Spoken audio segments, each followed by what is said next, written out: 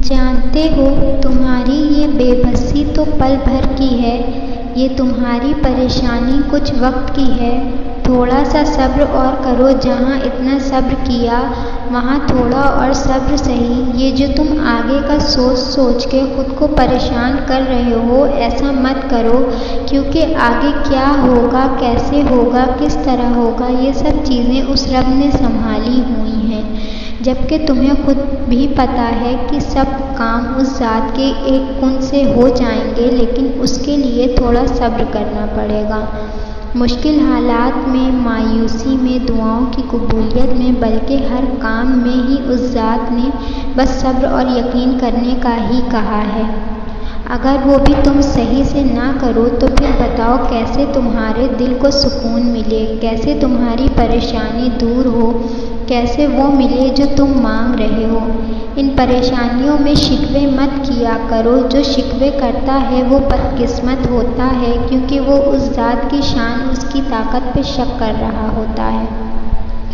جانماز پہ بیٹھتے ہو تو تم دعا بھی مانگتے ہو، لیکن ساتھ ساتھ شکوے بھی کرتے ہو کہ اللہ سن کیوں نہیں رہا، سب کی سن رہا ہے، میری کب سنے گا، قبول کب ہوگی دعا، کب ختم ہوں گی یہ تکلیفیں، کب ملے گا سکون۔ یہ سب شکوے اس ذات کی شان کی توہین کرتے ہیں۔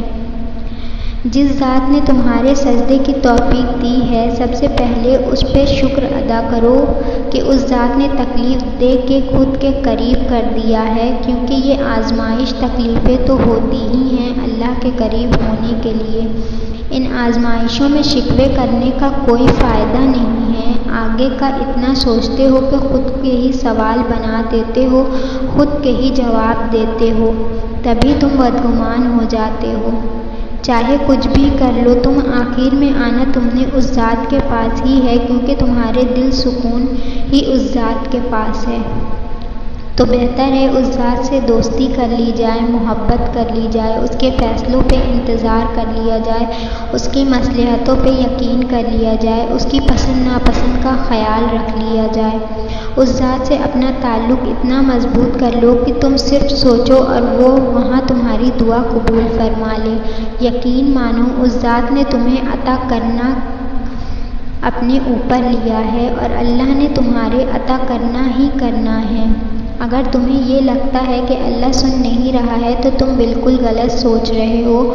وہ رب جو جنگلوں میں جانوروں کو رزق دیتا ہے، پرندوں کو ہواؤں میں رزق دیتا ہے، جو تمہیں کیا لگتا ہے وہ تمہیں بھول گیا ہے؟